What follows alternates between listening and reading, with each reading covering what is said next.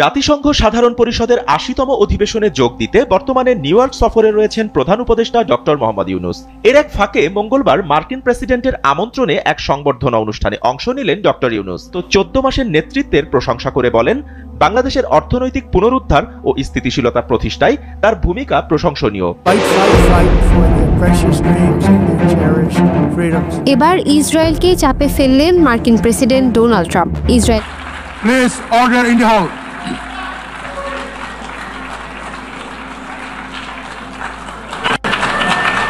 দর্শক, জাতিসংঘে অগ্নিজোড়া ভাষণ দিয়েছেন প্রধান উপদেষ্টা ডক্টর মোহাম্মদ ইউনূস। ডক্টর মোহাম্মদ ইউনূসের ভাষণ মনোযোগ দিয়ে শুনেছেন মার্কিন প্রেসিডেন্ট ডোনাল্ড ট্রাম্প।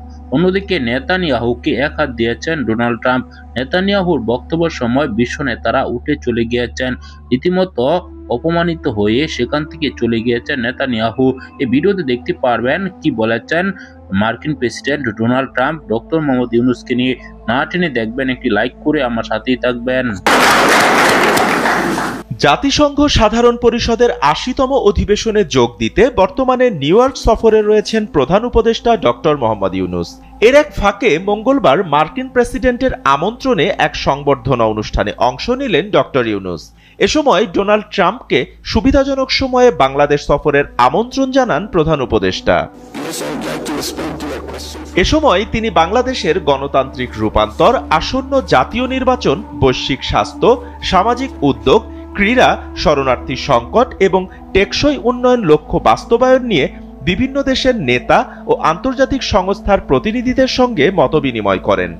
সংবর্ধনা অনুষ্ঠানে অন্যদের মধ্যে স্পেনের রাজা ষষ্ঠ ফিলিপে, জাপানের প্রধানমন্ত্রী শিগেরু ইশিবা, জাতিসংঘ মহাসচিব অ্যান্তোনিও গুতেরেস ছাড়াও ভুটানের প্রধানমন্ত্রী শেরিং তোগবে উপস্থিত ছিলেন।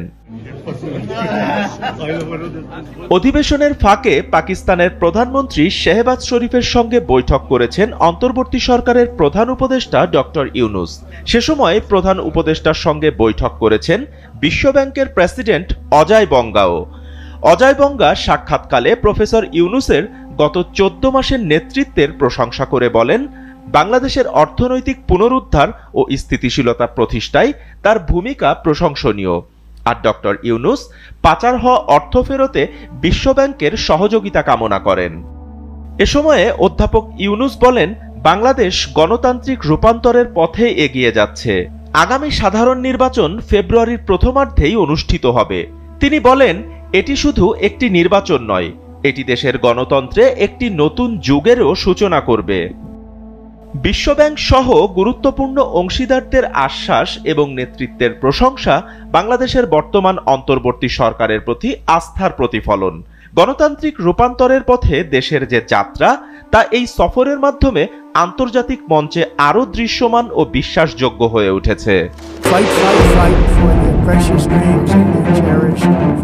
এবার ইসরায়েলকে চাপে ফেললেন মার্কিন প্রেসিডেন্ট ডোনাল্ড ট্রাম্প। ইসরায়েলি প্রধানমন্ত্রী নেতানিয়াহুর সঙ্গে ঘনিষ্ঠ সম্পর্কের জন্য যিনি তেল আবিবের বন্ধু হিসেবে পরিচিত, তিনি এবার হাঁটলেন উল্টো পথে। ওভাল অফিসে সাংবাদিকদের সামনে ট্রাম্প স্পষ্ট জানান, অধিকৃত পশ্চিম তীর ইসরায়েলের সঙ্গে যুক্ত করার পরিকল্পনা কোনোভাবেই বাস্তবায়ন হবে না। তিনি বলেন, যথেষ্ট হয়েছে, এবার থামতে হবে। এই বক্তব্যে শুধু নেতানিয়াহুর পরিকল্পনা নয়, ইসরায়েলের ডানপন্থীদের দীর্ঘদিনের স্বপ্ন বড় ধাক্কা খেল। বিশ্লেষকরা বলছেন, ট্রাম্প এই ঘোষণার মধ্য দিয়ে ফিলিস্তিনি জনগণের পাশে দাঁড়ানোর ইঙ্গিত দিলেন এবং নিজের প্রশাসনের নীতিতেও নাটকীয় মোড় ঘুরিয়ে দিলেন।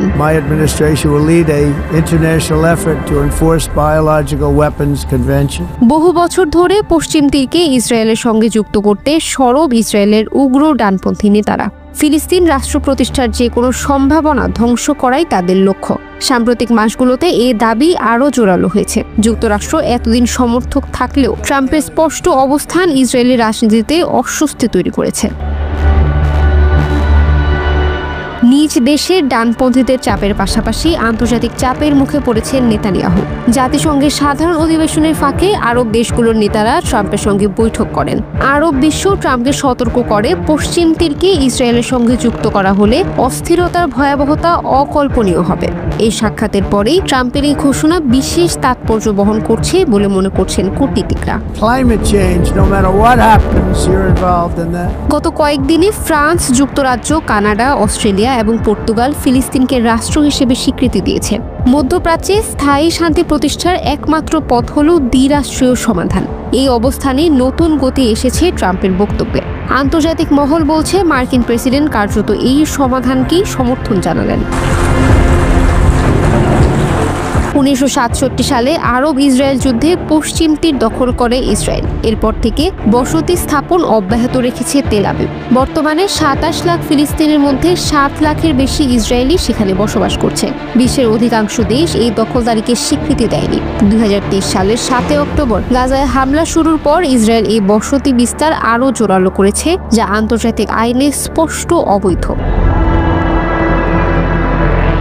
সৌদি আরব সহ আরব বিশ্বের একাধিক দেশ ট্রাম্প প্রশাসনকে স্পষ্ট করে পশ্চিম তীর যুক্ত করা হলে এর পরিণতি হবে ভয়াবহ। যুক্তরাষ্ট্রের এই অবস্থান অত্যন্ত গুরুত্বপূর্ণ এবং সময় উপযোগী বলে জানান সৌদি পররাষ্ট্রমন্ত্রী প্রিন্স ফয়সাল। আঞ্চলিক সংঘাত রোধে এটি ইতিবাচক বার্তা দিয়েছে। ফিলিস্তিনি নেতৃত্ব মনে করছে ট্রাম্পের এই ঘোষণায় নতুন করে আশার আলো দেখা দিয়েছে। এতদিন যুক্তরাষ্ট্রকে ইসরায়েলের একতরফা মিত্র ভাবা হলেও এই বক্তব্যে তারা দেখছে এক নতুন কূটনৈতিক সুযোগ। বিশেষ করে গাজার মানবিক বিপর্যয় ও পশ্চিম তীরে ইসরায়েলি বসতি বাড়ার প্রেক্ষাপটে ট্রাম্পের অবস্থান ফিলিস্তিনের পক্ষে বড় সমর্থন হিসেবেই ধরা হচ্ছে। ইসরায়েলের প্রধানমন্ত্রী কার্যালয় জানিয়েছে, জাতিসংঘের সাধারণ পরিষদ বক্তব্যের পর যুক্তরাষ্ট্রের অবস্থান বিষয়ে প্রতিক্রিয়া জানাবে নেতানিয়াহু। বিশেষজ্ঞদের মতে এর ফলে তিনি উভয় দিকের চাপের মুখে পড়বেন। নিজ দেশে ডানপন্থীদের কঠোর দাবি ও যুক্তরাষ্ট্রের কড়া বার্তা।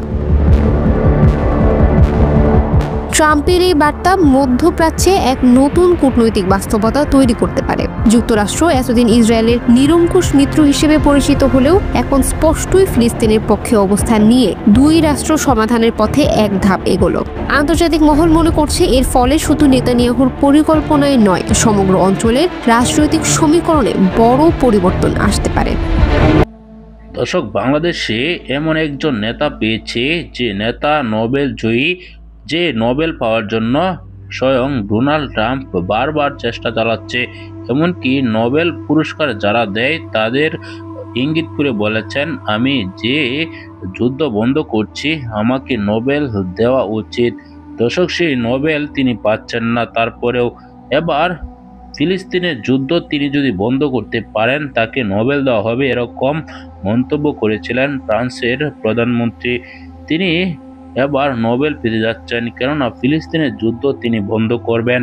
দর্শক, ডক্টর মোহাম্মদ ইউনূসকে অনেক শ্রদ্ধা করেন ডোনাল্ড ট্রাম্প, কেননা তিনি আগে থেকেই নোবেল জয়ী। ডক্টর মোহাম্মদ ইউনূস বাংলাদেশে ক্ষমতা দখল করার পরে তিনি অনেক উন্নয়ন করেছেন বলে প্রশংসা করেছেন ডোনাল্ড ট্রাম্প সহ আরও বিশ্ব নেতারা। ডক্টর মোহাম্মদ ইউনূস একের পর এক বৈঠক করে আলোড়ন সৃষ্টি করে দিয়েছেন। যুক্তরাষ্ট্র গিয়ে তিনি যে বৈঠকটি করেছেন তিনি ইতিহাস সৃষ্টি করেছেন বলাই যাচ্ছে। দর্শক, আপনারা দেখেছেন অন্যদিকে নেতানিয়াহু কিন্তু ভীষণ অপমানিত হয়েছেন। জাতিসংঘে ভাষণ দিতে গিয়ে তার বক্তব্য কেউ না শুনে চলে যাচ্ছিল।